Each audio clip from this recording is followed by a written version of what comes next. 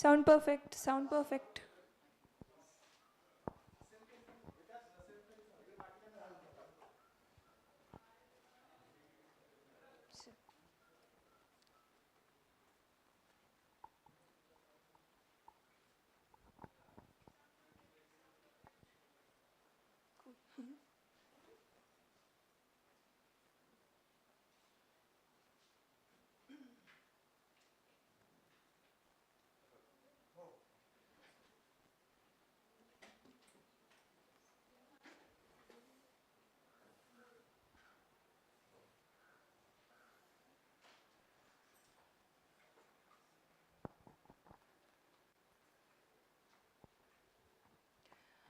Good morning, everyone. I'm very happy to welcome you all today, seeing all of the jolly faces. I welcome you all to Department of Philosophy, Savitribai Phule, Pune University. Today, we're going to listen to ma'am, Veena Howard ma'am. Her topic for today's lecture is Practical Anekantavada, understanding its broader application through Gandhian thought. We will have much more to discuss about it once we listen to her. To introduce her, I will request Arundhati for the introductions. Arundhati.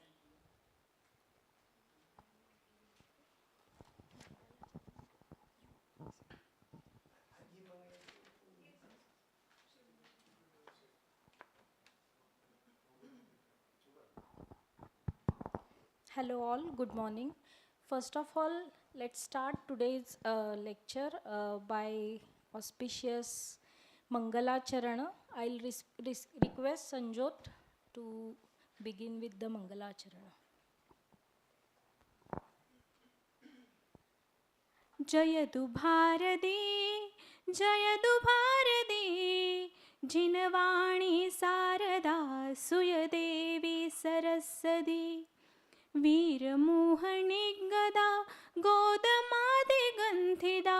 सुदसुरी भासिदा गुणधरादिविरयिदा कुन्द कुन्द भारती सुदधरादिधारती जिनवाणी शारदा सुयदेवी सरस्वती जयतु Bharti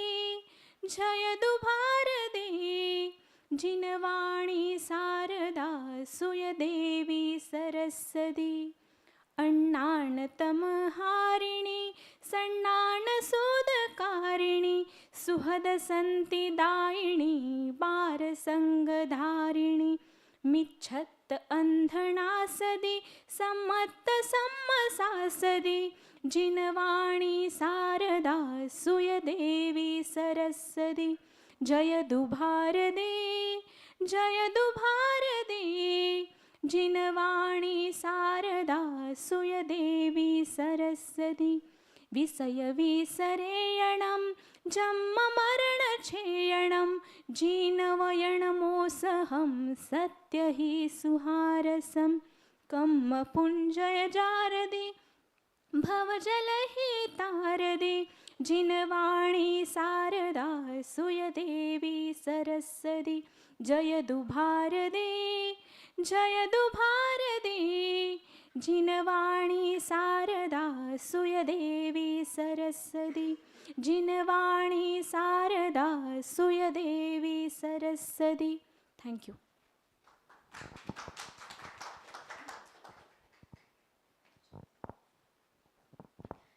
Now, let me introduce you all today's speaker, Professor Veena Howard.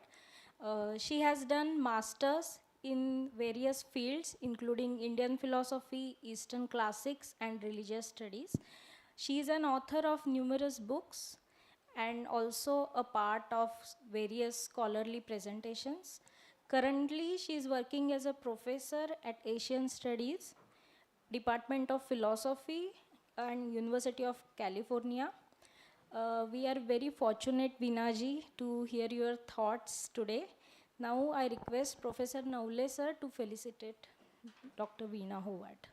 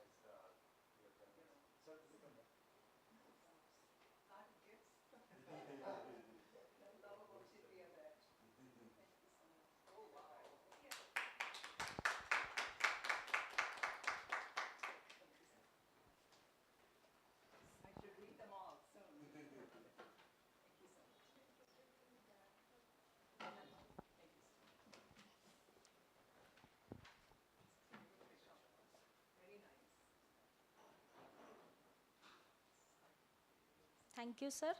Now I request Veena ji to deliver her talk today. Thank you so much for this beautiful introduction. Thank you for this felicitation. I am so honored. Thank you, Professor K.K. Jain. Thank you, the chair of the department, and thank you all of you for coming this morning. बहुत बहुत धन्यवाद जो भी यहाँ हैं और जो join online हुए हैं सबको. I grew up in India, but my Hindi became थोड़ी पढ़ती रोज हूँ, लेकिन थोड़ा बोलने में अच्छे शब्द थोड़ी मुश्किल होती है, लेकिन मैं आपको कुछ भी परेशानी हो, I will explain it in English. And otherwise, I have allies like Dr. K.K. Jain. He will, and all you, so you can help me. So just want to start with a caveat or a disclaimer. Even though I have studied Jain philosophy and Indian philosophy, various philosophical systems, in masters in Indian philosophy from India. But my field has more turned into religious studies and study of Gandhi. So whenever I study philosophy, more I study in applied way. कि इसका क्या जीवन में प्रयोग किया जा सकता है. Yes, we can believe in ahimsa. Yes, we can believe in Anekantavada and Prigraha, all these principles, how we can live in this life. And Gandhi becomes sort of a role model or guide to do that. So some of you disagree with Gandhi's interpretation or how I am reading Gandhi, we can talk about that. Because it is not a very dogmatic, it's not a very traditional reading of the Anekantavada. वो पूरी reading नहीं है, ये creative तरह से गांधी जी की reading है. When I came this morning, traffic was so bad. So bad. I watch it with such intrigue. अगर यहाँ अहिंसा नहीं होती ना, तो लोग एक दूसरे को मार देते. अहिंसा हर तरफ practice में है इस जगह पर. I mean, I see that. It's not possible anywhere in the world what India can do. So thanks to the power of ahimsa and other principles. So I began. कहाँ गए मेरे arrows? Sorry. No, just show me where they are. अच्छा, ठीक है. So I want to start. No, I'll do it because I know it. I'll find them one way or the other. ये वाला है ना, ये समझ में आ गया. Yes. So non-violence is a comprehensive principle. The reason I begin with non-violence कि वो connected है Anekantavada से. It is interconnected with Anekantavada. When we see the Jain Sutra, do not injure, abuse, oppress, enslave, insult, torment, torture, or kill any creature or living being. I really meditate on this sutra. मैं इस पे बहुत ध्यान करती हूँ. इसका क्या मतलब है? Because the killing comes the last. Killing does not come first. It first comes insult, torture, enslave. All those other things can cause more harm to us sometimes than killing it. So killing, we're dead. We don't feel anything afterwards. But really, when somebody insults us, somebody oppresses us, somebody enslaves us, and the idea that oppression can be with words. Oppression can be, my way is the highway. So you should just follow my path. So, and the idea of Anekantavada goes opposite of that. Okay. So I want to start with always something contemporary. So why Jainism? Why Jain philosophy is very important for today? Jain darshan aaj ke liye kyun mahatvapurn hai? So I read I don't know whether you know this guy, this person, author. His name is Sam Harris, and he's a very popular writer. He's a neuroscientist, a philosopher. What he calls this book, The End of Faith. He says that ab religion ki zarurat nahi hai. Religion was a thing of old. Now we are going into science, more understanding, more reasoning, क्योंकि वो religion तो dogmatic था. But I want to show you what he says about Jainism. So what he says, if you think that it would be impossible to improve upon the 10 commandments, which are 10 commandments of the Bible, as a statement of morality, you will owe it to yourself to read some other scriptures. दूसरे ग्रंथों का अध्ययन करना चाहिए कि अगर आप ये समझते हैं कि 10 commandments को improve नहीं कर सकते. We cannot improve, so let's look elsewhere. Once again, we need to look no further than the Jains.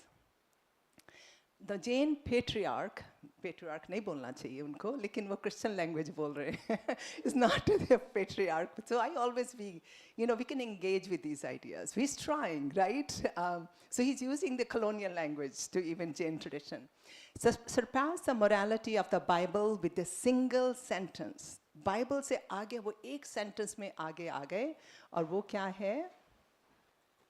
Do not injure, abuse, oppress, enslave, insult, torment, or torture any living creature or living being. तो उन्होंने ये कहा है कि ये wisdom इतनी है इस sentence में, so much wisdom, so much truth in this sentence that becomes a guide for us and improves on the 10 Commandments. We don't know what his fellow Christians will say, but that's what he's saying that. So now how Anekantavada is connected with ahimsa itself. I had really fun with the pictures of the elephant parable. It's so many interesting ways that. So the word is made of two words, probably you all know that, composed of two Sanskrit terms, which is Anekanta, manifold aspects, and Vada, school of thought. The term Anekanta consists of Sanskrit negative prefix on the numeral 1 eka, not of solitary attribute. So eka ka aneka ho gaya ki not one, and is multiple, not of a solitary attribute. So not one is many. Ek nahi, anek. And hence Anekantavada has translation into manifold aspects, non-one-sidedness, many-pointedness, or non-absolutism.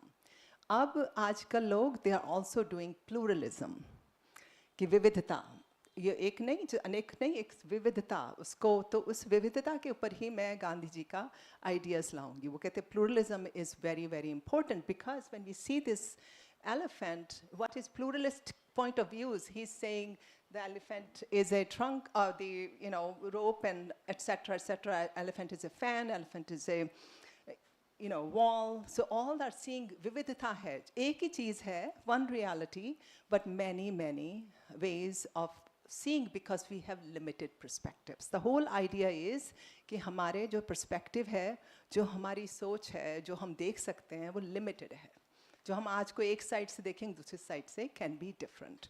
It's a very brilliant idea, I think. The more I study, the more I really appreciate it. So philosophically, because since it is a department of philosophy, I wanted to start with philosophy. It's not that I don't know philosophy, but I'm more interested in lived reality. So what is said, Anil Mudra, who is a US-based scholar of an endowed chair now at UC Santa Barbara, who is my their neighbor, like 4-hour drive from me, what he wrote his thesis on no identity without diversity. Haribhadra Suri's Anekantavada as a Jain response to doctrinal differences. मेरी identity आपके ऊपर निर्भर करती है. I know about me. I'm tall this way, I'm short this way, my eyes are this color, my nature is this, my voice is this. My difference becomes defining point of my identity. अगर मैं किसी को नहीं मिलूँ जब जिंदगी में, तो पता ही नहीं मैं कैसी हूँ. जब हम और मेरी सोच कैसी है, आप कुछ बोलेंगे, some ideas you will give me, then I will say, oh, I disagree with you. Oh, I also agree with you. But if you didn't say anything, how would I say I disagree what I believe in? So always with vividhata, with pluralism, pluralistic point of views, our identity is formed. It's not that we are influencing others. मेरी identity बदल रही है. आज सुबह सोचूंगी, अभी आप कुछ प्रश्न पूछेंगे तो, oh, I get it now. Oh, I understand now. Okay, I'll think this way. I'll explain this way. फिर अलग से हम सोचना शुरू कर देते हैं. I hope. नहीं तो अगर अपनी उसमें रहेंगे तो बस elephant की उसकी सूंड पकड़ के we don't think about there is a more reality to other ways of looking at reality or not. So Anil Mundra quotes Quartstrom says Anekantavada as historically providing for stability and adaptability, not only on the ontological level is the reality. What is the reality? At which it gives Jane a way to make sense of the produrance and development of identity, but at a sociological level too. So I am interested in at the sociological level. वो तो reality में तो आप लोग philosophers हैं खूब करते हैं ontological level. I am going to do the sociological level and practical existential level. The fact that the Jains through such theories of perspectives were both difficult to influence. Jain क्यों Jain रहे? Why did they remain Jain? Why couldn't they be converted so easily? That's what my question is. That's what Gandhi is talking about. Yes, you are right, maybe, and I'm right too. So why do I need to be? Because my tradition tells me there is a vividta, there is a different way of looking.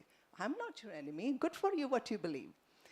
It's a very wonderful quote that it comes. And he says, and at the same time, sympathetic towards others made them perhaps also better equipped to cope with matters challenging their survival and growth. उन्होंने अपना ऐसा space carve किया, were able to carve a space because of this Anekantavad, that they were respected as well. And they were not, unka survival, unka growth, possible raha, right? So I think Anekavan, we should not be just take as, let's talk about, philosophical way, but what is the critically important way it has really supported the Jain life and Jain ways of being. So so some scholars, some philosophers, some Jain scholars talk about Anekantavad as a humility, epistemic humility. कैसे ज्ञान को समझें, how to know. But you don't know this if you haven't been to America, and I give you an example. You have to listen to me. You said, well, you're wrong. I said, listen to me. I'm giving you an account because I've been there, right? So it's a different ways of experiences we bring to the reality and we grow through that. In the philosophical compendia, we see that some Jain authors were able to concede that non-Jains might have a coherent worldview or faith system, a darshana. This is a position all too rarely found in the history of human interreligious understanding. उन्होंने कहा हो सकता है कि आपके पास ज़्यादा ही coherent view हो, आपके साथ ज़्यादा सुलझी हुई view हो, तो हम समझ सकते हैं. ये क्या था? विनम्रता, humility, the how we can be. And what is Vinamrita? Vinamrita is ahimsa. It's also, we are constantly up in the arms that I'm right, you're wrong. It is, again, oppressive. It is insulting. So in a way, that itself, it is a epistemic humility, is nonviolence, and it is Anekantavada. So now I'm going to go to Gandhi. So that was philosophy for 10 minutes, 7 minutes. And now I'm going to go to Gandhi. So setting up the stage for that. So Gandhi was influenced by, was born in Gujarat, as you know, most of you, was influenced by. आपको दिख रहा है पीछे से दरवाजे के? कैसे देखेंगे? शीशे में से? Okay, all right. So Gandhi's mother, Putli Bai, was very, used to go to Jain teachers, and some say she was Jain, such a socio-cultural Indian scene is so different, it's hard to put in boxes. So I was born in a Hindu family, Sikh family, but then I lived among Jains. So people ask me, am I Jain? Because I know Jainism, I've always been vegetarian, always lived the life. So I think we are so culturally osmosis that we live together. We don't have these isms the way we see now in the broader world context. And he has interaction with Jain friends and texts that we know. He read Jain's text and context, and Srimad Rajchandra, who was one individual who really influenced him. And he communicated with him, he wrote to him, he wrote him over 27 questions, asking him about ahimsa, any other kinds of learning about his own Hinduism. Because Srimad Rajchandra was a very learned being, and he was prolific reader and scholar of all different traditions, especially in Hinduism as well, Hindu philosophy, Indian philosophy. So what did Gandhi say about Srimad Rajchandra? Whatever he was doing at the moment, whether eating or resting or lying in bed, he was invariably disinterested towards things of the world. I never saw him being tempted by objects of pleasure or luxury in the world. So Srimad Rajchandra was a very rich person, very affluent. He used to do the diamond trade, and even then he lived like a karma yogi, he called him, that how aparigraha, the way he lived life, and that was exemplary for Gandhi, and then he began to follow his role model. So what Gandhi said about Jainism, Jainism perhaps was the most logical of all faiths. The most logical, तर्क की तरह से देखें, तभी भी ये नहीं कि sentiment से, तर्क से देख रहे हैं. And its most remarkable characteristic was a scrupulous respect for all things that lived. कितना एक sentence में उन्होंने Jainism को पूरा समझा दिया कि why I think is logical, तर्क से, क्योंकि ये सब life को respect करते हैं. When you respect some all creatures, then you are on the right track of being religious, in his view. So again, the Jain Anuvratas, the 5, ahimsa, non-stealing, acharya, celibacy, chastity, brahmacharya, non-attachment, they all are personal disciplines, how we live. Gandhi used them as social strategies for social justice and fighting against the colonial powers, and fighting against untouchability and the right, or fighting for the rights of women. Because he thought that it's violence against women if they're not treated right. It's violence against a caste if they're not treated right. So he takes that, so he practices all 5. He's one person in the history. And I say it not because I have special respect for Gandhi. It's my study shows a politician can live like this, following Jain principles in life as strategies to do social justice work.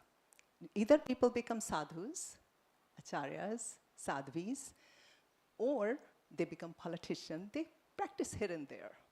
But trying to live each day and explaining that is very rare, or almost non-existent, I would say. The word I say almost non-existent, that's Anekantavada, because I don't know all people. I don't have the view of the Tirthankara that I can see the world. Maybe there is somebody being exists out there. I don't know. So we can say almost, because that is a safe place to be as a scholar and a teacher. What Gandhi said. So if you see, I'm building on it. The first I show how Anekantavada is taught by philosophers, different ways.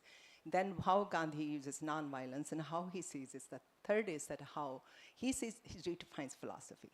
It's a philosophy to be worth anything has to get to be applied in one's own life, period. Otherwise, he said, why do we study philosophy? Yes, you can sit and always, argue and analyze, which is not a bad thing. But using it in your life, it gives a dimension that is very, very important. So what he does, so I'm going to explain in 2 slides ahimsa and then go into Anekantavada. So again, I use it as a mantra. I'm repeating it intentionally, not that accidentally. Do not injure, abuse, oppress, enslave, insult, torment. किसी को मारो नहीं, किसी को दुखाओ नहीं, किसी को jail में कैप्टिव नहीं करो. ये अहिंसा है. Not one being. I'm just writing an article just accepted yesterday by Oxford. Captivity as violence. किसी एनिमल को आप पिंजरे में डालेंगे, वो वायलेंस है. वो ऐसा लोग नहीं सोचते, नहीं तो हमें जू नहीं होते. We won't have animals in the mandirs for elephants to use in a way that is oppress, enslave, torture, right? So I'm giving a paper, so I'll ask your help afterwards. Maybe you can help me with that. What Gandhi says, how he turns it. No person could be actively nonviolent and not rise against social injustice, that should be one word, no matter where it occurred. So सिर्फ हमें non-violence नहीं होना है. हमें violence को confront करना है. So there is a difference of changing it. So if somebody is hurting in front of me, a child is being beaten, it's my moral duty to intervene. Even though we say, well, it's their personal problems, right? Generally we say that. But it's not personal, it's our problem. If we see a child who is not able to defend themselves. So I think those, and we see oppression in the world, and we say, I am nonviolent, according to Gandhi, we are doing halfway nonviolence. We are not complete nonviolence. Complete ahimsa is कि हमें compassion हो, दया हो, और हम दूसरे के लिए we help other beings. How Gandhi defines it, and that will help us to see how he defines Anekantavada. A virtue involving a commitment to the negation of violence in all aspects of life and resistance against the systems of violence, including exploitation, oppression, torment, subjugation, etc. That's my sentence, that's my thesis.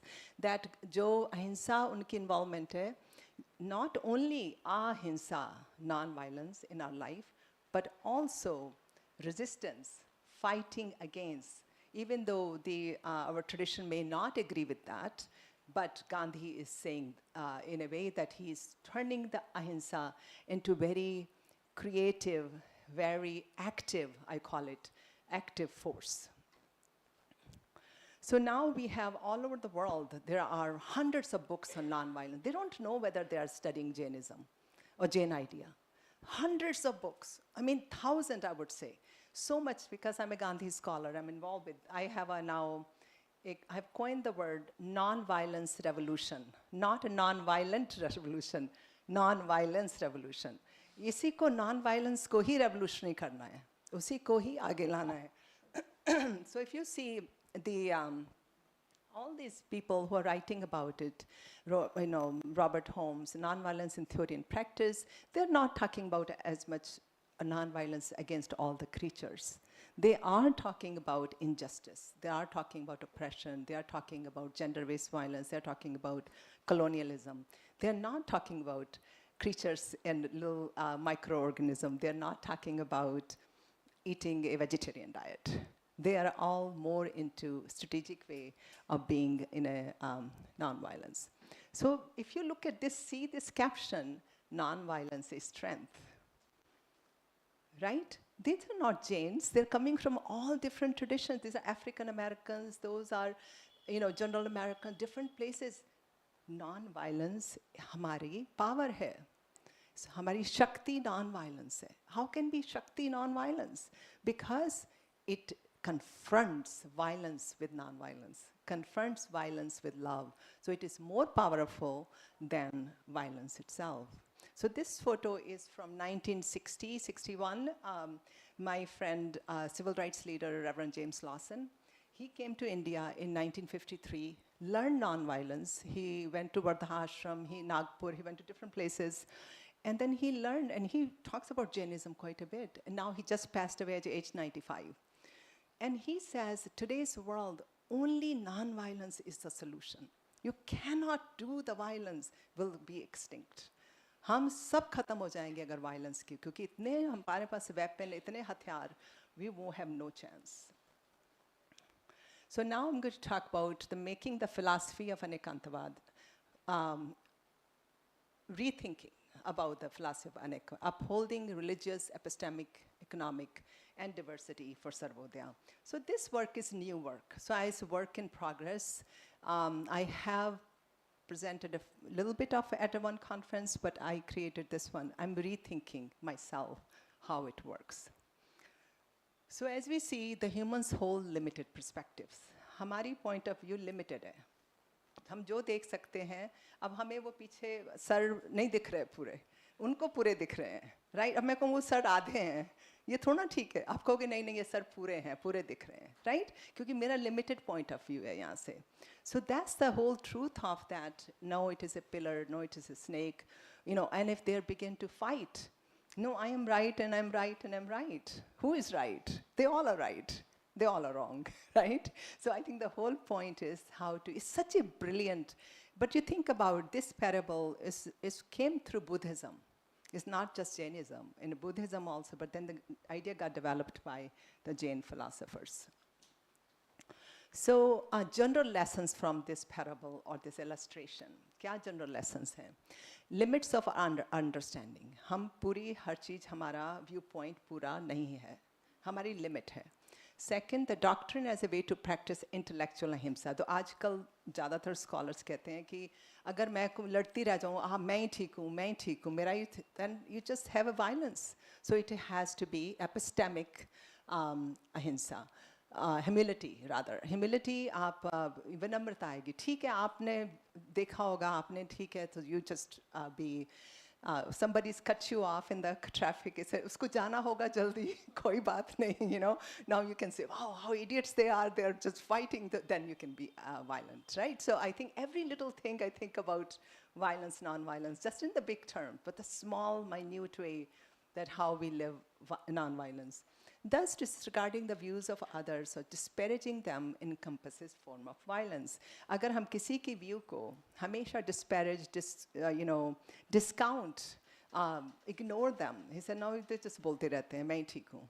You know, and that kind of is in a way that it is not inside. It's not. You can have a firm belief, or we can see the view from the above and have a firm belief in a way, but that person will not argue like that. They will be more humble because they will understand that each human being has उनके पास limited perspective है. So what Gandhi said, now I'm going to take you, his own words. I always use Gandhi's text, and you will be amazed by this. I don't know whether you have seen this before, what he says. 1926, it is a doctrine that has taught me to judge a Muslim from his own standpoint and a Christian from his. Formerly, I used to resent the ignorance of my opponents. देखो कैसे अपना वो कर रहे हैं, accept. I used to think they are not very knowledgeable. And I used to not like them sometime. Today I can love them because I am gifted with the eye to see myself as others see me and vice versa. I want to take the whole world in the embrace of my love. My Anekantavada is a result of my twin doctrine of Satya and Ahimsa. This is the really gem in Gandhi's words when you see. अगर आप मैं सोचती हूँ कि हम इसको पकड़ लें कि चाहे किसी की नज़रिया उसी के नज़रिए से देखें क्योंकि हमें नहीं पता वो क्यों कर रहे हैं. And then of course if something is wrong, he's not saying that something is wrong, you just keep on accepting or take injustice from others. That's not the point. It's about understanding, and if something is wrong for the society, for the people, then you stand up and you talk. But in a more ahimsa way. My result of Satya and Ahimsa. Satya is connected to Ahimsa. Satya is being on the side of right, being on the side of truth, being on the side of justice. It's not like just speaking truth, living truth. What is, if I'm a Jain, am I living the truth? If I am a teacher, am I living the truth? That's the very important point of what a truth is. Gandhi's practical Anekantavada, religious and all forms of pluralism. लेकिन मैं religious pluralism पे ज़्यादा जोर दूँगी यहाँ पर. Other part is I'm still developing. Okay, ji. Already, Gandhi's practical, embodied and applied worldview that emerged from his commitment to nonviolence in service of uplift of all, sarvodaya ke liye. So this is again, I summarize what will be coming. It is reflected in the goal of building a diverse and equitable society. सिर्फ diverse नहीं, सबको एक सा समान से व्यवहार हो, एक नहीं, सबके लिए. The objective required attention to the values, aptitude, and interests of different, especially the marginalized people. तो अब हम कहें कि आप क्यों नहीं इतने पढ़े लिखे, आप क्यों नहीं आगे बढ़े, उसकी situation अलग होगी, उसकी family अलग है, उसकी condition अलग है. So we can be kind to them, we can help them, rather than putting our own mindset on others. Sarvodaya, uplift of all, mandates a commitment to dialogical, open, and nonviolent engagement in all aspects of personal, social, spiritual, and political life. So here are the words are dialogical, dialogue से आप सुझाइए, open, पीछे से नहीं, सामने ही बात करिए, nonviolent engagements. in all aspects of life. I think the Lord Mahavira's lesson of ahimsa is embedded in this practice. So what he realized that rather than, he saw religions practice, and they had a lot of problems, as we heard from Sam Harris, who says end of faith, right? He also saw the caste system, the people were, gender issues, all kinds of issues on the name of religion. Dharm ke uspe kitna galat kaam, animal sacrifice, all kinds were happening. But he also noticed that religion are source of power. बहुत power आती है जो religious person होता है, inner strength, community, forward to go forward. बहुत religions में discipline सिखाए जाते हैं, कंपैशन सिखाया जाता है, गिविंग मोरल वर्च्यूज सिखाई जाती हैं. So he didn't want to throw away the baby with the bathwater. He said it's very important that people are religious, because, and religious, he defined religion himself also. So first he realized that religion is a source of power. Second, now the principle of Anekantavada, you have to define religion itself. What is a religion? Is it a belief system? It is a dogma. It is, it doesn't fit the Western definition of religion, doesn't fit in the Dharma traditions. If you can tell my students that I was born in a Hindu Sikh family and I practice Jainism and I love Buddhism and I go to church sometime, they will be confused. They freak out. वो कहेंगे अरे आपका religion कौन सा है फिर?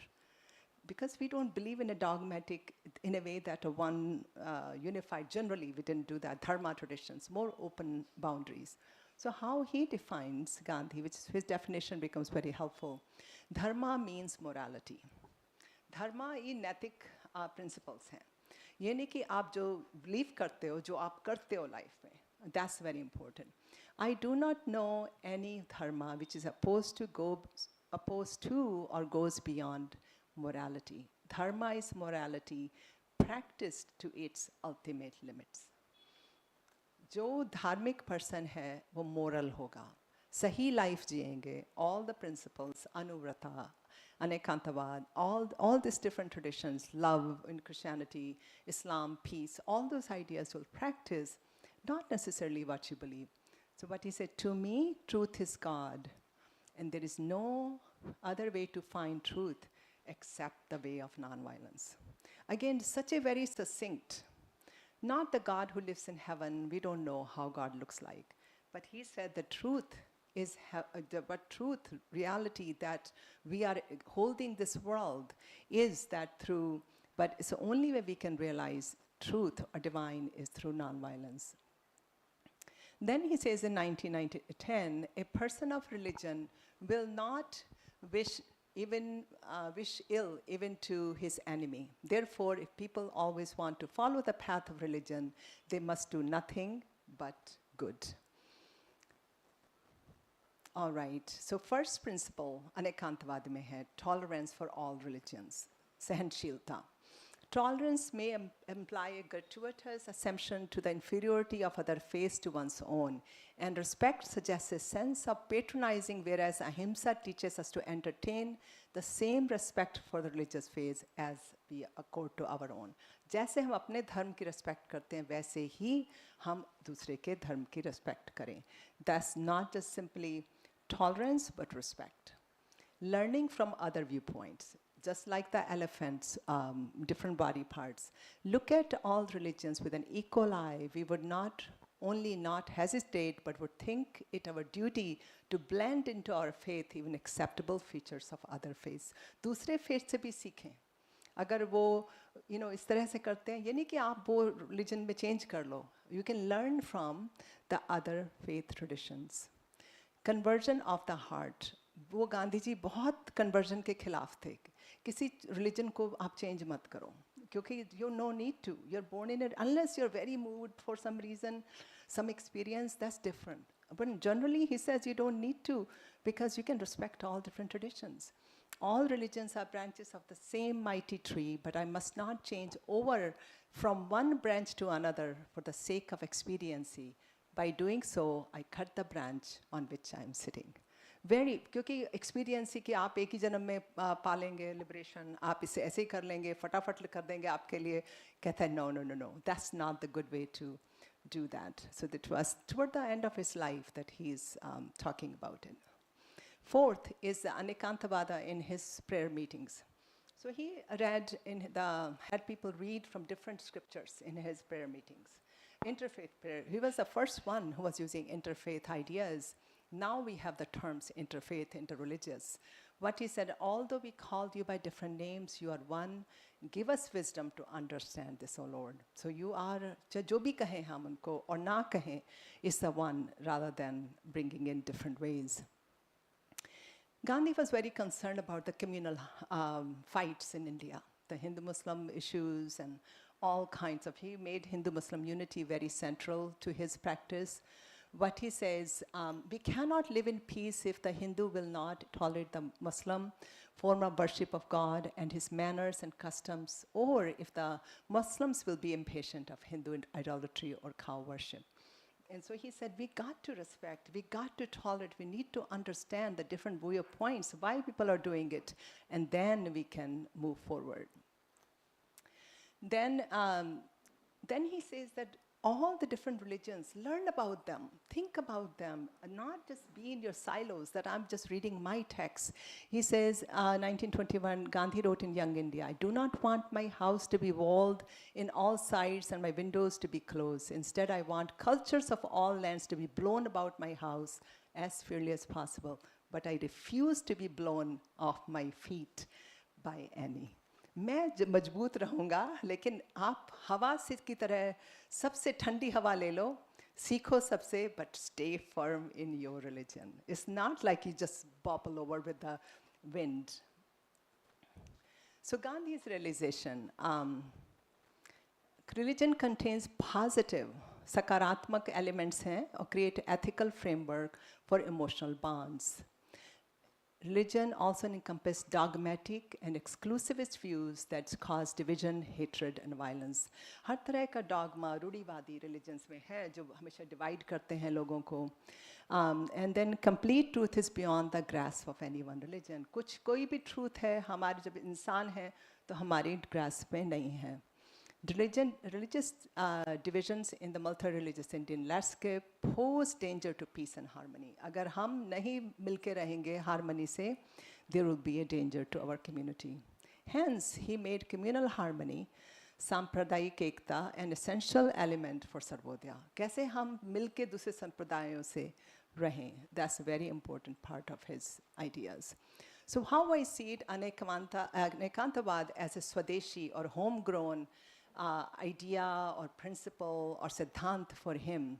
So Swadeshi from one's own region, which is from his own Indian dharma tradition, and Anekantavada helps him to reject exclusive truth claims, कि मैं ही सही हूँ, dogmatism, violence, and religious fundamentalism. So ये सब अनेकांतवाद के उससे वो सबको वो because he doesn't find that principle in a way that it's articulated through Anekantavad. That's why he sees it. How much time do I have? Almost, oh, sorry. Okay. क्या हुआ? हाँ जी? So, which religion did he belong to, Gandhi? Gandhi's famous quip, I'm a Hindu, I'm a Jain Muslim, I'm a Jew, and I am a Christian. Was he religious or spiritual or multi-religious? I would say he was Anekantavadi. He was using these different ways, again, staying firm to his Sanatani Hindu, he used to call himself, but he learned from other traditions.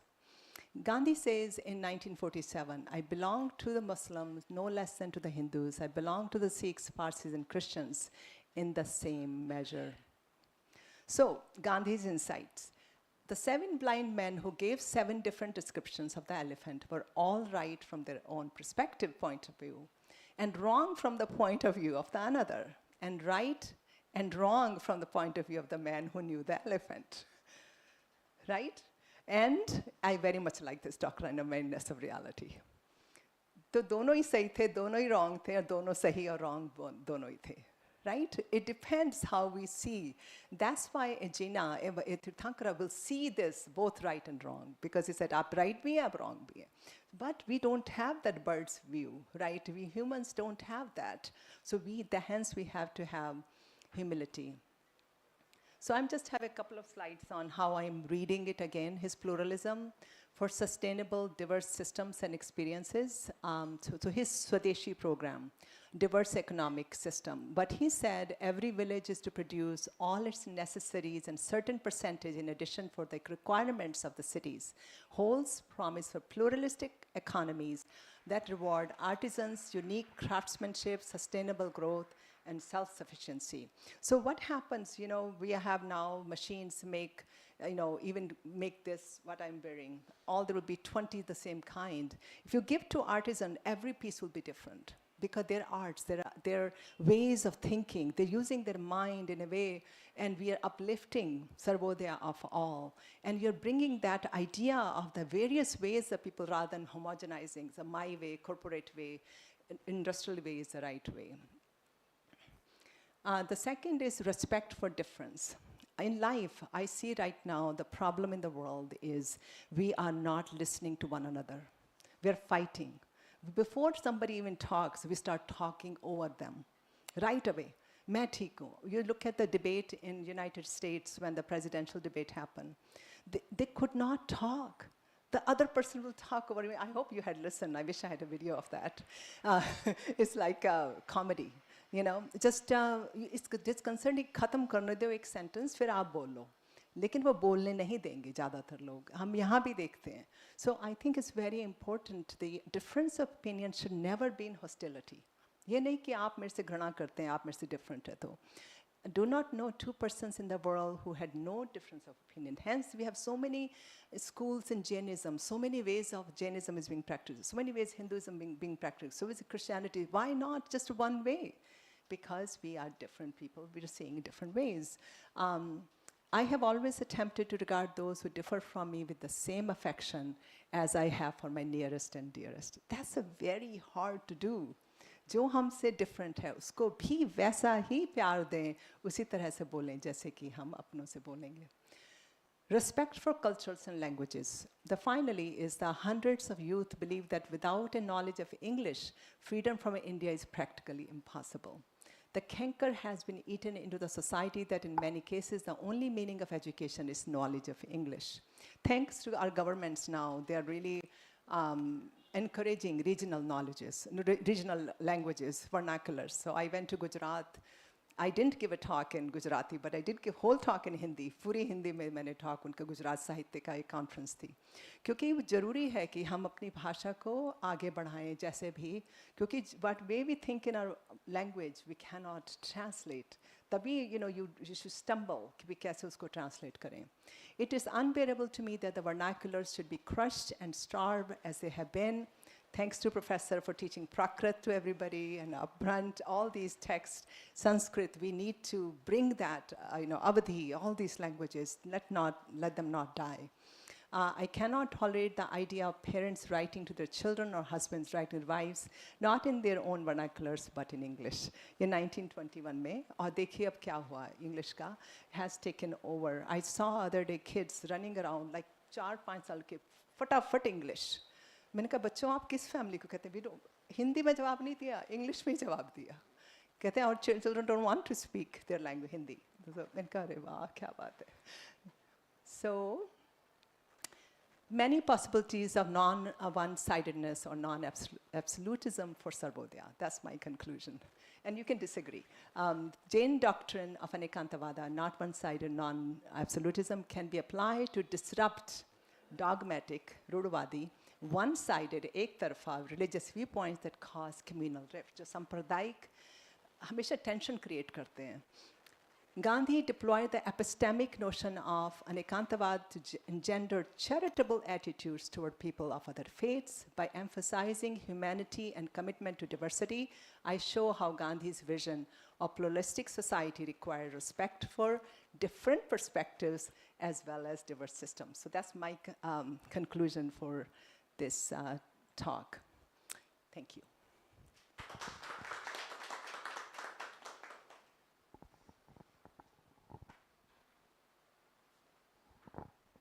Any questions? Hello, ma'am. Thank you very much for the presentation. It's me. Yes. I have a question on the resolution of ahimsa as it relates to, say, the Bhagavad Gita and the Ramayana with Sri Krishna and Sri Ram, where both of them were being warriors and fighting against evil, which meant the killing of evil. Yeah. How does this coincide? Because you also brought in the concept of dharma, which brings in the concept of morality. However, my view of dharma is more of duty rather than morality. And if we follow that logic, then Sri Rama and Sri Krishna was following dharma, which meant they were warriors, to eliminate the evil. Good question. What's your name? My name is Gobind Dansingani. I'm also Gobind Dansingani. I'm international. I'm from Jamaica and the West Indies, and also from Canada as well. Nice to meet you. Thank And you. I'm also a first-year student in this department. Beautiful. Thank you. Thank you for a good question. And I gave a talk on ahimsa for ISJS a couple of nights ago, and I answered that question. So ahimsa doesn't mean, so Gandhi changes it to active ahimsa. You're resisting hinsa rather.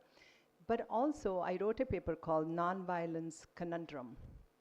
Where do you do the righteous? Your question I answer in that paper. So it is, there are times and places where we must take on dharmic. I won't call it violence. I would call it only to intervene for more advancing of violence. Intervention. I won't call it going when you talk about Ram. Krishna in the Mahabharata, how many times he went to the Kaurava side to just stop it? It's a madness. Everybody dies after. But I also say that when Second World War happened, Gandhi was asked whether India should or be involved with the Second World. Do you approve of World War II? And Gandhi was resistant because he was really believing in nonviolence. But then he said, and I don't have a quote I had by other PowerPoint, and he said, I don't believe in any violence, but if violence is justifiable, this is a case, it can be justifiable. But then he said the last sentence, he said, I do not believe in any wars. Because if you let it go, then people will misuse it. And that's the problem. Then we can justify anything. Right? Oh, you mera dharma hai, I have to do it. So you have to be super careful, meticulous about thought processes, that if you want to take the example of Rama, then take the example of Rama. Don't misuse the example of Rama, which has been used a lot of times in our world. Do not use those examples in the wrong way, because it's easy to use that, because they're available to us. But look at how tolerant, how kind, how ways that they don't want to have, because we know that it ends into not too much happiness. Thank you.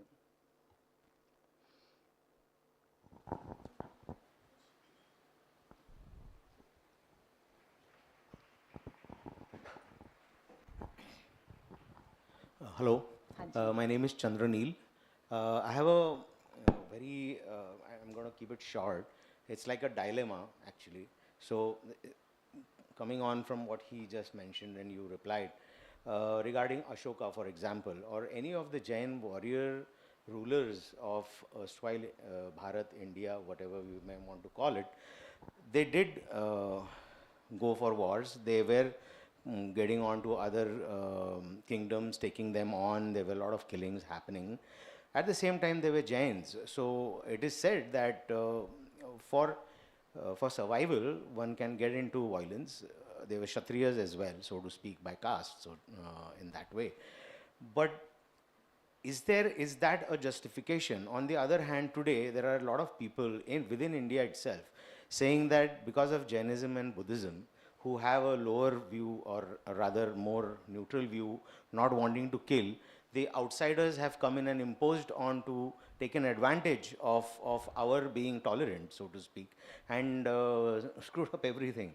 And we are at a loss today. So this is the dilemma that I want you to answer answer, not answer, but just Yeah, your view, vision of it. Thank you.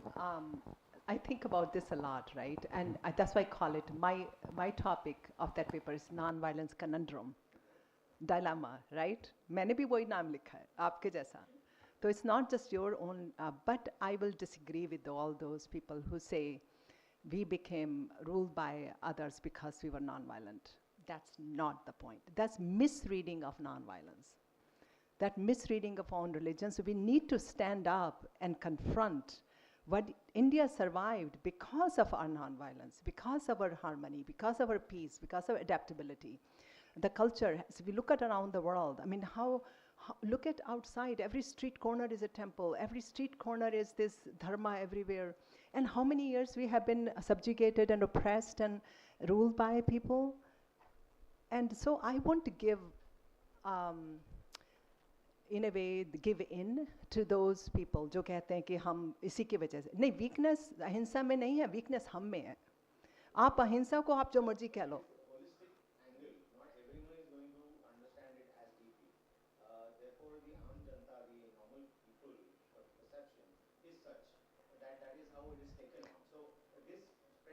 even to Tibet and Mongolia for that matter, or even Buryatia in Russia, which are Buddhist today. Yeah. And they all give this as the reason for their decline and their being absolutely almost non-existent today, and we don't even know anything about them.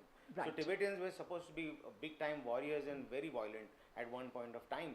In fact, even the Chinese rulers were afraid of Tibetans. No, I understand. I study all this. Entirely, I am sure. But no, I agree with you. But this is global, in the global sense, is very tough.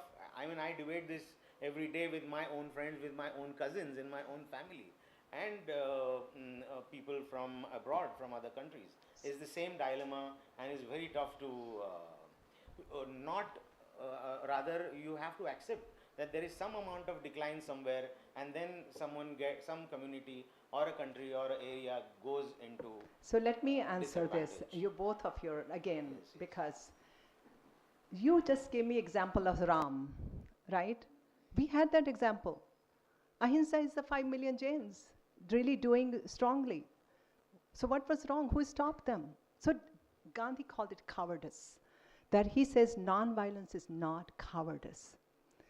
So I think what we are doing, we are reading it. I see it now, today's world, today's India. I'm reconnecting with India after 35 years. We are outside, don't mind throwing plastic wrap in front of me, throw on the street. Now, is that the British are doing or Muslims are doing or who is doing it? That's violence to our streets, our people who will slip on that food. So no, please, I would bring them on. I think this needs to be confronted. It's not the non-violence, it's not ahimsa, it is lack of action. As you said, the Jain rulers also fought the wars. Gandhi said there's a big difference between ahimsa and cowardice. And he said, if I rather you be a violent warrior than a coward. Exact quote. And he said, suppose a man runs amok, I'm quoting it, exact, comes to this room with a gun. It's our duty to stop that person. This is not the question of ahimsa or violence, non-violence. Even the person gets killed or I get killed in the process. What is happening, we are misreading it, misunderstanding it, whatever reason might be. This is a lot of studies have been done, I think through this. But I think the answer is to, yes, get an awakened, yes, and one can resist violence too. People are not, so I attended a talk on Salt March at the Fulbright conference. Somebody said, how about Palestine?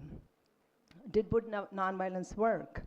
He said, we haven't had any serious resistance by Palestinians, nonviolent resistance. There were a little bit here and there were movements, but not a serious, if you look at the United States, Martin Luther King Jr., they all thought the nonviolence won't work.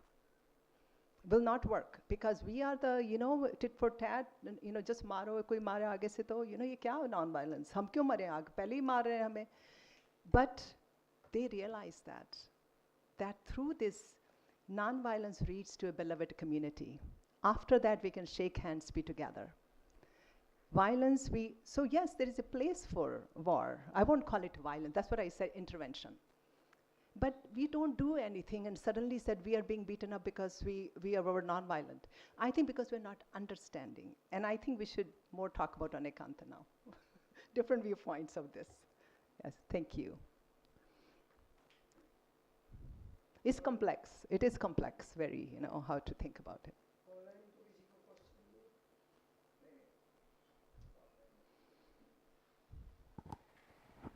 Thank you, ma'am. I'm Kari Lamla. I'm a faculty here in the Department of Philosophy.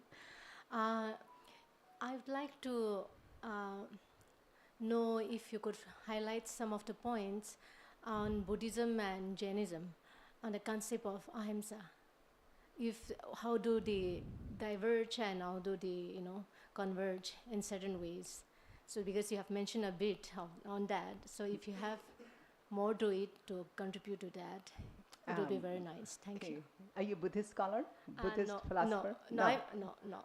Okay. So Buddhism, Hinduism, yoga systems, and Jainism all have 5 principles, variations. But all 3 have abstain from killing. In Hinduism, don't murder, don't kill, and same is with ahimsa in Jainism.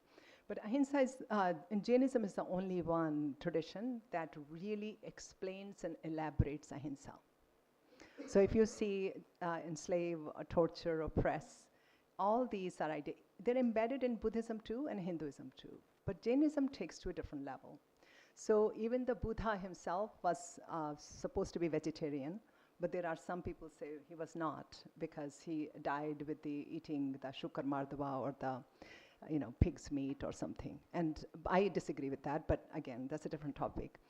But each religion has, that's why Anekantavada is very important. So we don't have the mapping of nonviolence the way Jainism has, but Buddhism has Maitri and Karuna, which are very unique, very bodhisattva ideal, that you sacrifice yourself for the compassion of others. So it's not that one is less, one is more, different, right? One has focused on, that's why I think it's an excellent example of Anekantavada. One is talking about ahimsa, really scrupulous understanding. हर बात में ध्यान रखना अपने को कि हम कैसे जी रहे हैं. Non-violence, हर बात में, बोलने में, खाने में, उठने में, सोचने में, speech, thought, everything. The other one is talking about more broad strokes. How can I be compassionate to even the one who eats meat? How can I be, so karuna and compassion becomes very central to Buddhism. And it doesn't mean that Jainism doesn't have karuna and compassion. They have too. And it's not that Buddha doesn't want to have violence. No, true. But there is a differences of emphases. And I think the emphasis, there is a Maitri, Karuna, compassion on the Bodhisattva ideal, later Mahayana in Buddhism, while Jainism remains. That's why the Jain didn't spread all over the world. Because Jainism stayed very true to nonviolence, very true to. Now you go to America, you go to different places, you have to change your ways of living. It's very difficult. Now it is, you have vegetarian food, and even then it's hard. Today it's hard. I take my food with me. So Buddhism, on the other hand, it changed. It had, meat in different places. It had changed their diet. Didn't make the diet and nonviolence as central, made compassion and meditation central. You're welcome.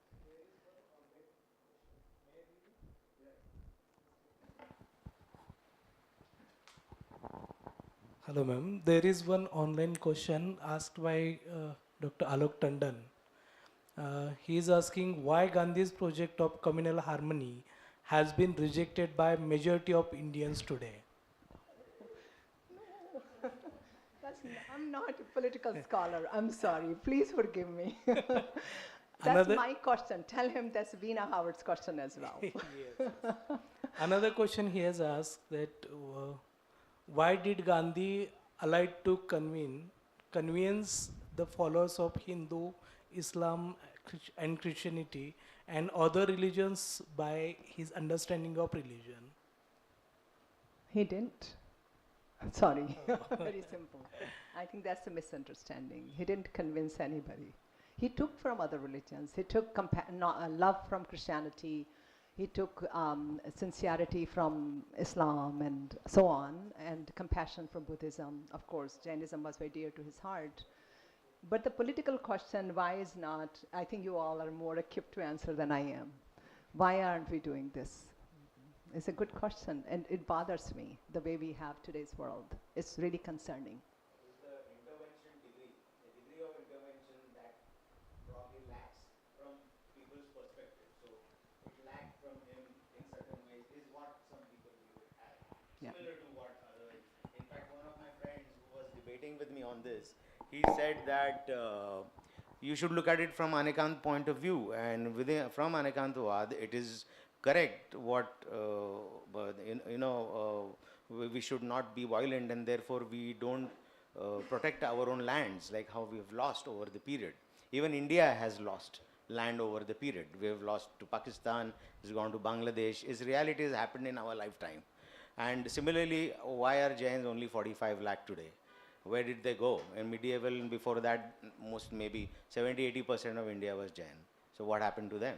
So from the Anekant perspective, what you say is correct too, and what these guys have to say also seems to be right in their own way. There has to be, seem to have been lack of intervention from somewhere. We also have lost out as Jains. It's just an angle. Thank you. I have something to say, but I'll stay quiet for now.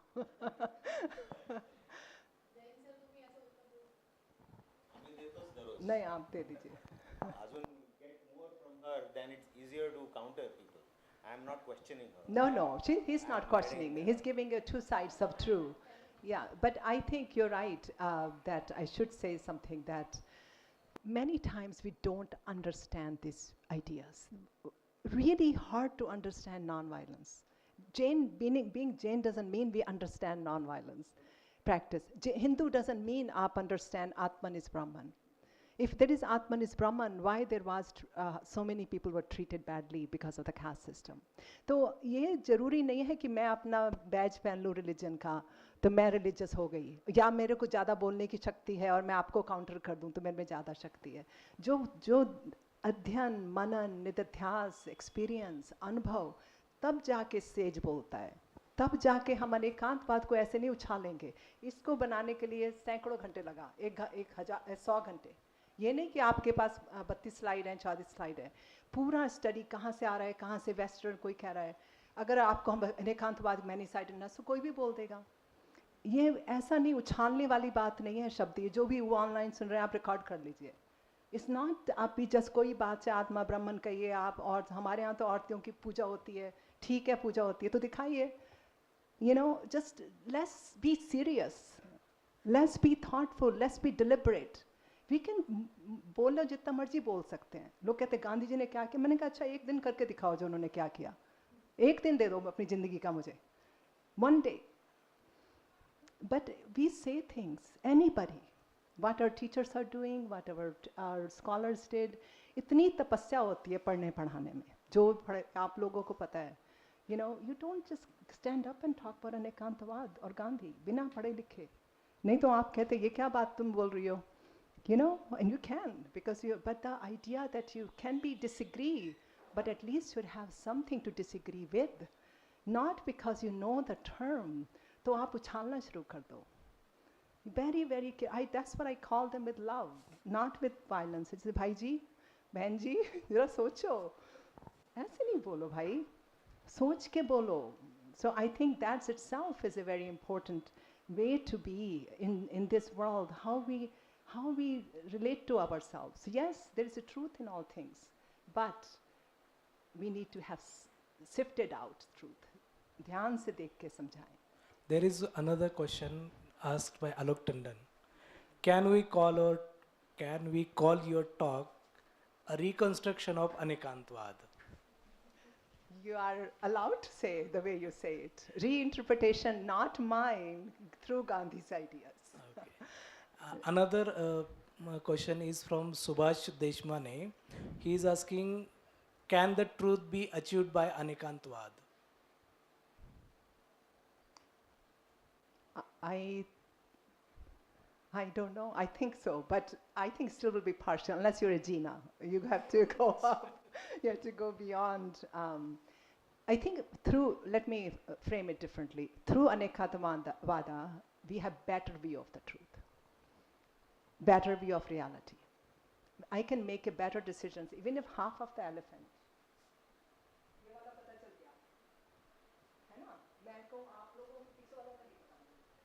आधे वालों का मैंने आप लोगों से बात कर ली तो मुझे फिर भी reality थोड़ी ज़्यादा समझ आ गई.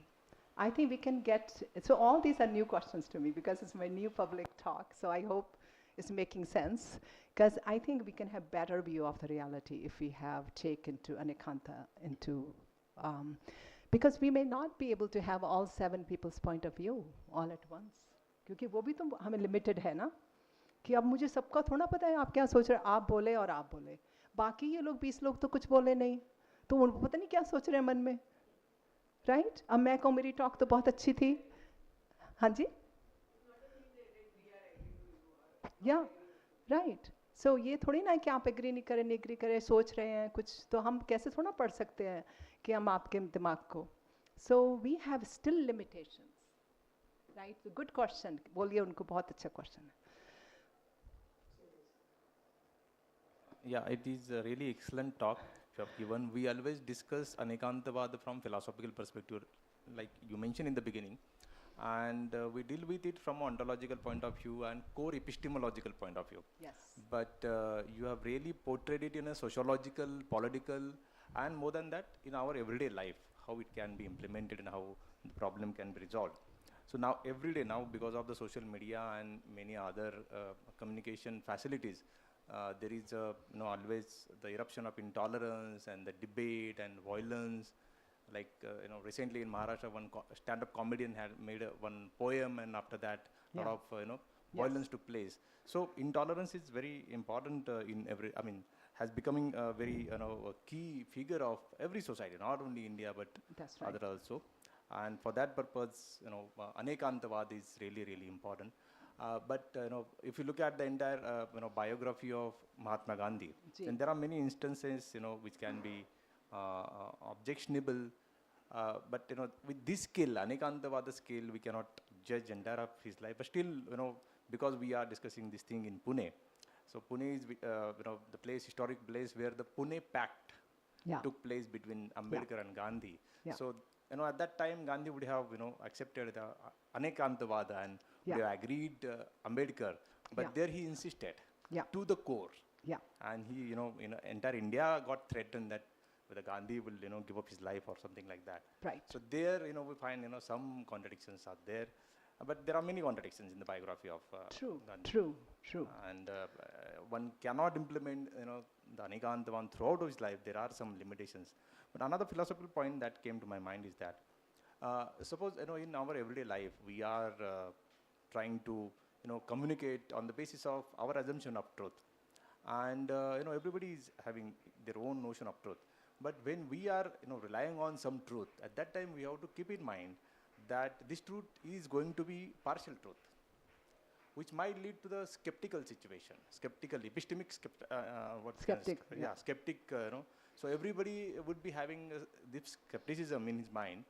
Then maybe communication might get, disturbed also.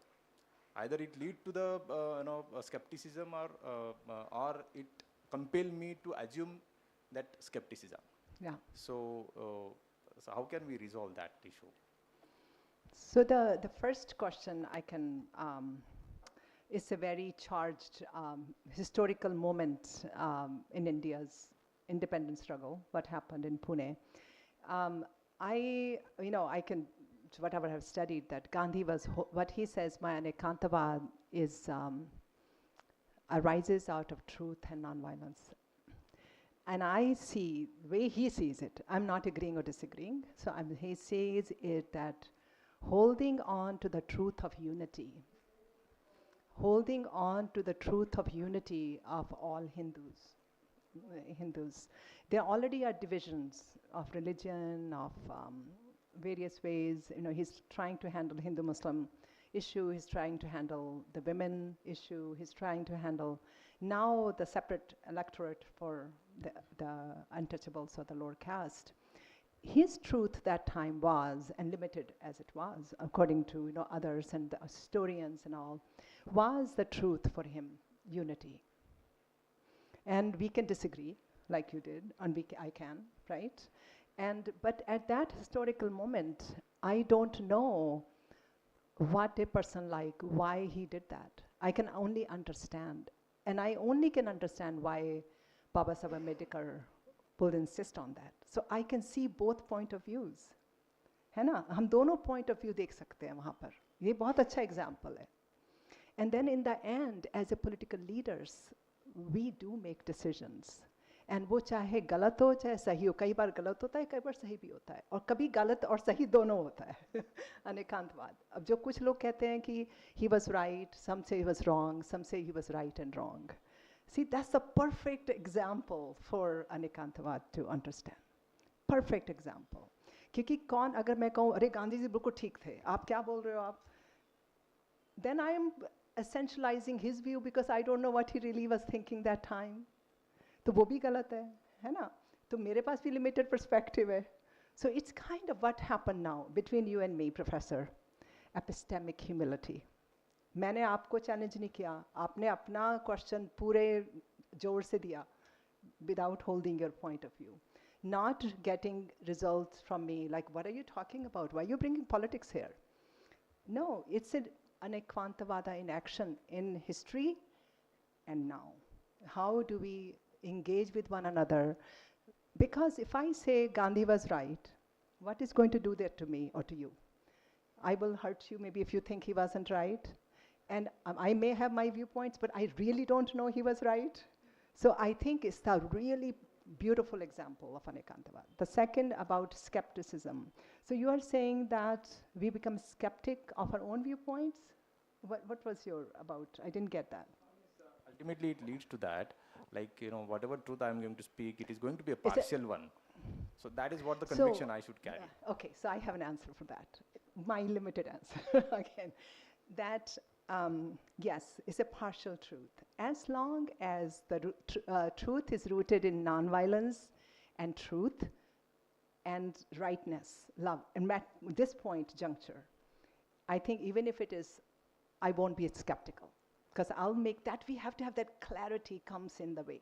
क्योंकि मन में हमें पता है कि क्या गलत है क्या सही है. अगर आपको कोई मैं बात किसी को कहें और मैं अगर malicious reason से कह रही हूँ, I say in a very weird way or inside, I know that, you won't know it. So there is some kind of mirror within us that will tell us at that time. It may be wrong, आज से 2 साल बाद, 2 महीने बाद, 2 minute बाद, I realize, oh my God, what did I do? But at that point, at least there is a point for departure. Otherwise, where skepticism becomes a problem. A person of truth and nonviolence will have more and more clarity. The more we live nonviolence, the more we live, because everything comes out of nonviolence. Everything comes out of care for other. Then even if I make mistake, I have, you will know too. Well, Veena didn't mean that, she's not like that. So I think it's a skepticism we need to get away. We can always be open to interpretation. That's a different. And Gandhi even said, I heard a voice of God. He always used to say, that time I heard a voice of God that I should do this. And what is that voice of God? It's a clarity. It's a wisdom that comes into really based in nonviolence, based in ahimsa, and come through Anekantavada, through all different viewpoints. When he did his Salt March, Dandi March in 1930, I went to recently Gujarat. Why did it come to him? Why did he use that path? And that march has become kind of example for thousands of people or hundreds of thousands of people all over the world. Marches in America, marches in Brazil, all different places are marches. It becomes a symbol of what is right, you mobilize that. Sir, last 2 questions on lines. Here are Professor Sharad Deshpande. He is a former professor of this department. He is asking, is Anekantavad a modern day relativism? And another question from Alok Tandon. Anekantavad may be good for religious pluralism, but can it be applied to truth in natural science? Another question is, did Gandhi reconstructed his idea of non-violence and Anekantavada only on the basis of Jainism, or he took insights from today and others? I have to write a book on that.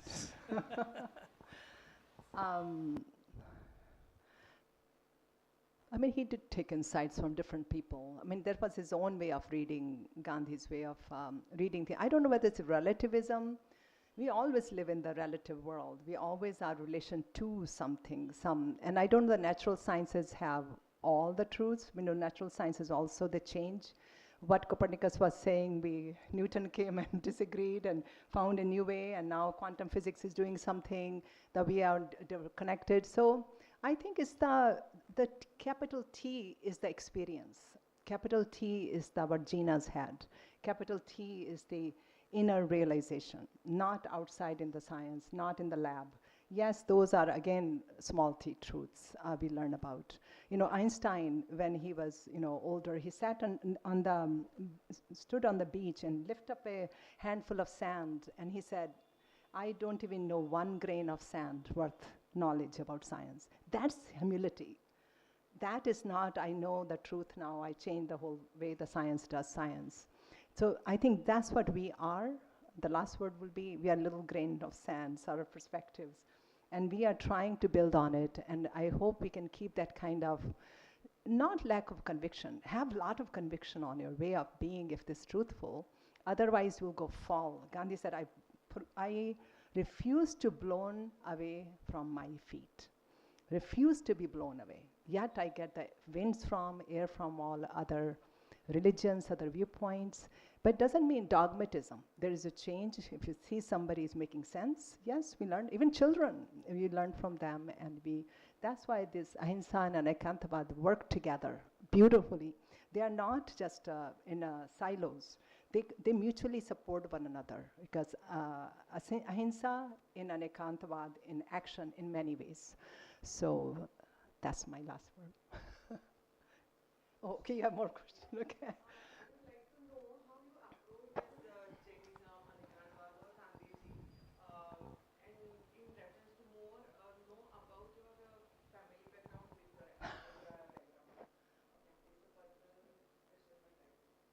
I don't know how to answer that. I mean,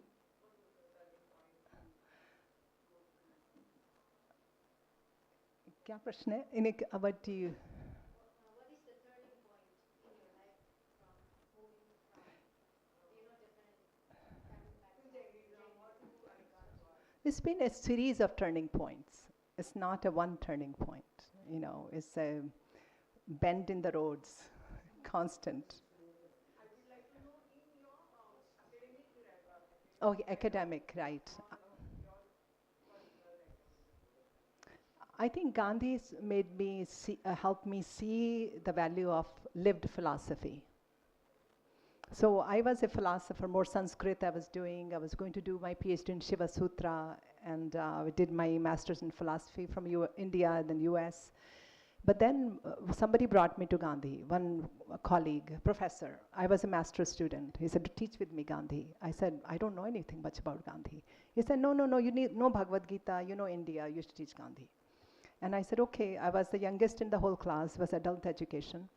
And one woman said in the class, who was maybe 60, said, why did Gandhi do celibacy, brahmacharya? And what, did he not like his wife? Did he not? Because in America, if you stay away from your woman, it means you don't like her or something like that.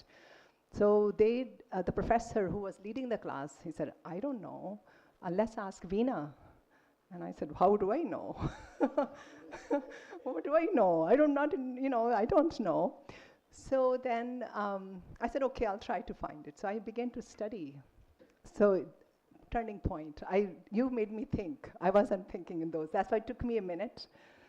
So I began to think, why did he do celibacy? Then I started reading. There was no book on that. Only way the people were psychoanalyzing him, that his repressed emotions. He is doing celibacy because he had repression, he his father died when he was with his wife, and so he was guilty. He was all kinds of psychoanalyzing and political reasons. He was, sort of performing celibacy, and I said that couldn't be the whole answer. So I began to study. That turned into my PhD thesis. I turned in the big turning point. Thank you. Yes.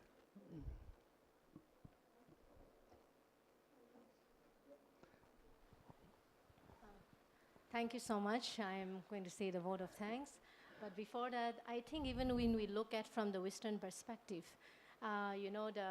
especially the early Frankfurt School and Martin Heidegger, they also have the similar understanding what you were describing about Anekantavada. We all have a broad understanding of reality on the basis of which we make sense of our own reality, right? This is what Heidegger talked about. And we cannot put it on a scale of gradation that my truth or my reality is better than you. And I think you have so beautifully put it from the Jain and Gandhian thought very well, which I was not aware of. Thank you so much, ma'am, for sparing your time and also your knowledge and wisdom to share with this department. We all got a lot of insights from your talk, so thank you so much. And I want to thank you all for making this happen, and our Professor K.K. Jain, who invited me to be the Fulbright at this university, and the chair, and all my colleagues. And we've been, can we take a photo? I can send it to my university. Oh, yeah. Yes. Thank you. And I also want to thank our Jain chair, sir, and the head of the department and the faculty and all the students, and also those of you who have come all the way from different departments and different fields of work. Thank you so much.